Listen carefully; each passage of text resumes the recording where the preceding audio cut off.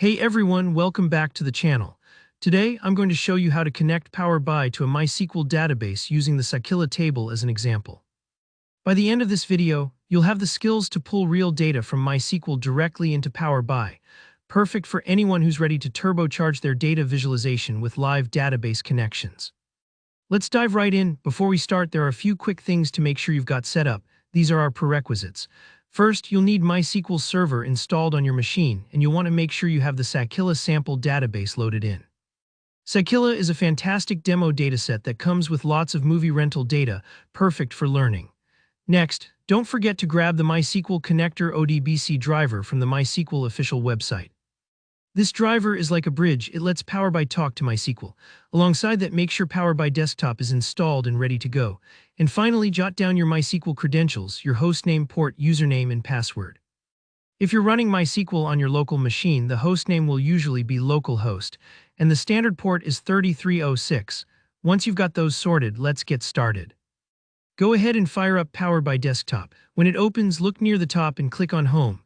From here, select Get Data. This is how Power BI pulls in information from all kinds of sources.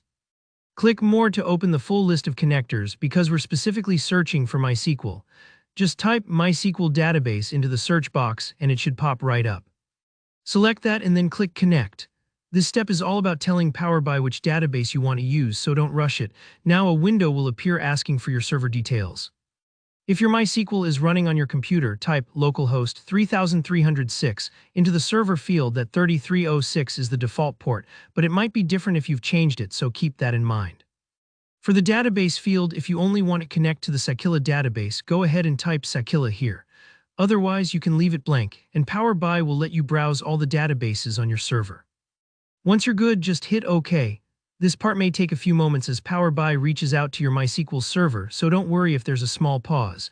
Next, you'll be prompted to enter your database credentials. Make sure database is selected as the authentication type. Enter your MySQL username. If you haven't set one up, it's often root by default, and your password. This step is all about security, so double-check your details. Then click Connect. If you see an authentication error, just double-check your username and password. Typos happen to the best of us. Once you're in, you'll see the navigator window pop up in Power BI. It can feel a bit like browsing files in a folder here, where Power BI lists all the tables inside Sakila. Some of the most popular ones are actor, film actor, inventory, rental, and payment. Go ahead and check the boxes next to the tables you want to analyze. Maybe you're curious about film rentals, or you want to see which actors appear most often.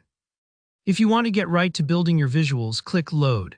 But if you want to clean up your data or transform it a bit before loading, hit Transform Data instead, and that's it, you're connected.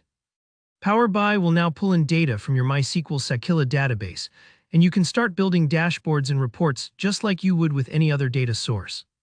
If you found this walkthrough helpful, hit that like button, and let me know in the comments if you ran into any issues, or if there's another database you'd like to see connected to Power BI. And if you want more practical data tutorials like this, make sure you subscribe to the channel. Thanks so much for watching, and I'll see you in the next one.